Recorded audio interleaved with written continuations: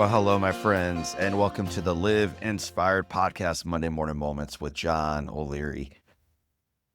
Nearing the end of a hectic week of speaking, I could feel it coming. What began as a raspy voice at the start of one talk turned into a whisper by the end of it.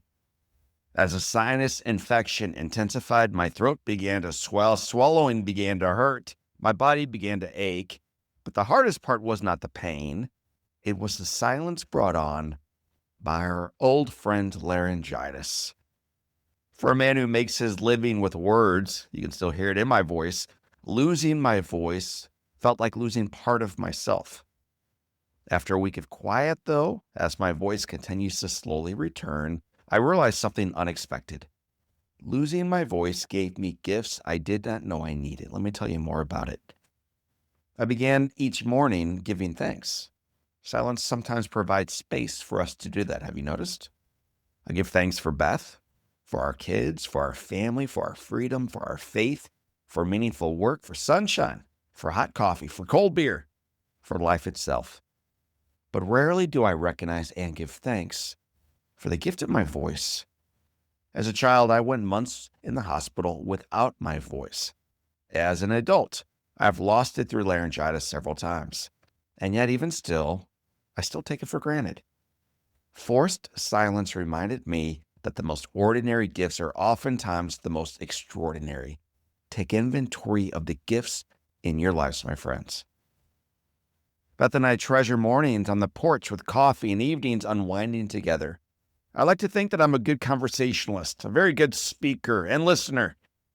Turns out, though, family and friends and listeners, like many of us, I talk too much. This past week, I could not fix, could not respond quickly, could not interrupt anything that you wanted to discuss. I could only listen. And strangely, sometimes some of our best conversations happen when we are quiet. What most of us need is not advice, it's presence. It's someone to be part of our life, not lecturing us on our lives. One other thing I received this past week, a loyal friend. When someone wanted to know where I was, I'd whistle so they could find me.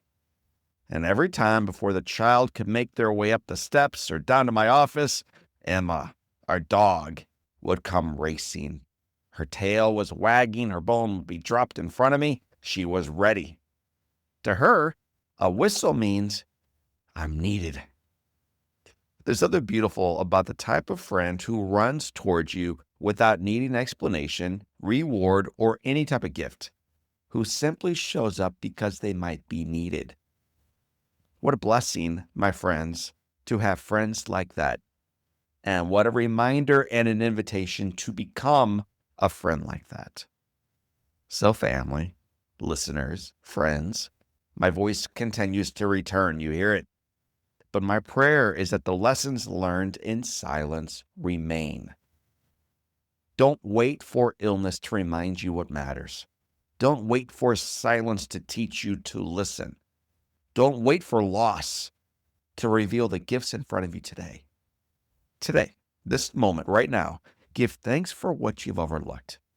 Listen more deeply, lean into conversations, and remember that sometimes less truly is more. And in that, you'll come to savor the beautiful, ordinary gifts that are already in front of you right now. My friends, I thank you for tuning in to my voice today. I thank you for tuning in to our John O'Leary Live Inspired podcast. And I remind you that the foundation is firm. The headwind we face may be real, but the best is yet to come. So for this time and until next time, my name is John O'Leary. Today is your day. What a gift. Live with your soul on fire.